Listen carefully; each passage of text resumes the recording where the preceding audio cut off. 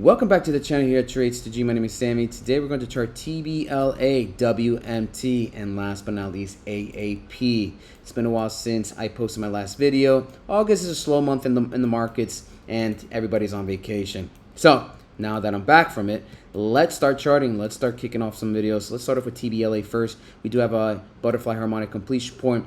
And I do want to note something here. We have price action creating some sort of double bottom here, but I do like how this price action's lower than the opening bar on this one, on this bullish bar here back that was left on August 5th. Reason why being is because we created what we call a bullish divergence here, bullish divergence. And you are seeing the histogram on the MACD giving you confluence that this exhaustion to the bear side slowly is dissipating, and the MACD and the EMA, the MACD is slowly about to cross that signal line. So with that being said, keep an eye out for TBLA.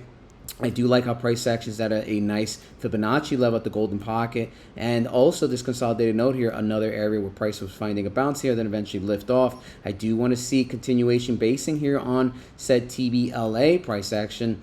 Holding this line here at around 370. 370 would be a nice continuation bounce here, what I would like to see, but one can only hope for. Now, if we do get this bounce, I do see a potential back test at that 382 area. As a harmonics trader, I do teach this in my Discord.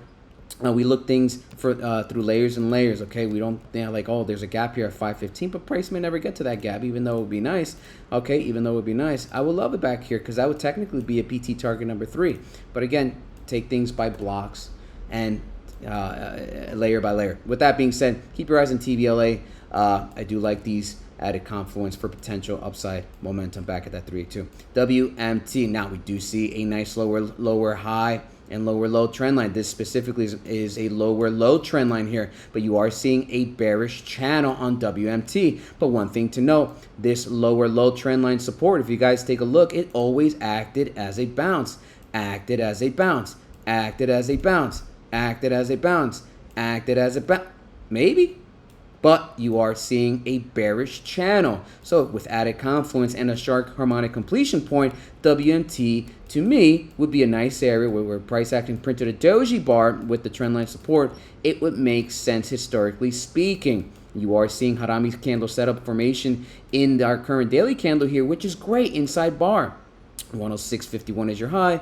The lows is 104.12 support, and thus this is added confluence that this trendline support might be the bounce and potentially come back to retest a lower high setup and reject it here because it's just been doing that religiously. With that being said, if price action wants to come here and make some sort of recovery, well, there's a potential 8% momentum, roughly 8% upside at this lower high trend line. And you don't want to stick around and find out. You just take from a swing trade perspective. This is a nice trade at the lows, historically speaking. Maybe hit that lower high trend line, and you do what you think is best for you, just based off what we're seeing here. So WMT overall structure is looking very bullish, at least in terms of what we have historically seen. I don't see divergence yet. I want to see a little bit more confluence, a little bit more data points. But if you're a risky trader, go knock yourself out. This might be a play, and hopefully it works out for you. And last but not least, AAP, another one. We have a nice harmonic butterfly completion point all the way at these lows. Now, this is what we call a 3 stars in the south setup, 3 stars in the south setup,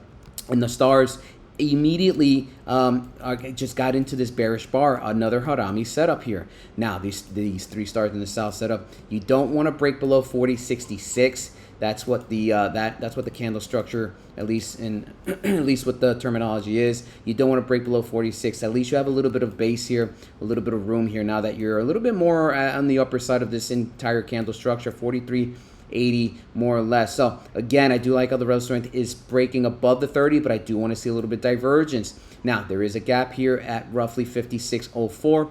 If price action wants to sort of make a reshape recovery potential, that's a 30% move to the upside. Okay, overall structure is showing a little bit of bullish sentiment here, but you gotta wait for confluence. You just don't take a trade because you see dojis. Very rarely you get V-shaped recoveries. In most cases, you just want to see basing or of divergence and then added confluence with your oscillators relative to price action. So if you like to see this sort of content, please hit the like button, hit the follow button. If you want to get more down to the TA of things, join my community. There's a one-time entry fee of $20. And that's for life. If you like this sort of style of trading, catching knives or catching tops, bottom fisher, top fisher, I will teach that and show you how it's done. Again, one-time entry fee of $20. Thank you so much, guys. Have a beautiful day and enjoy your week.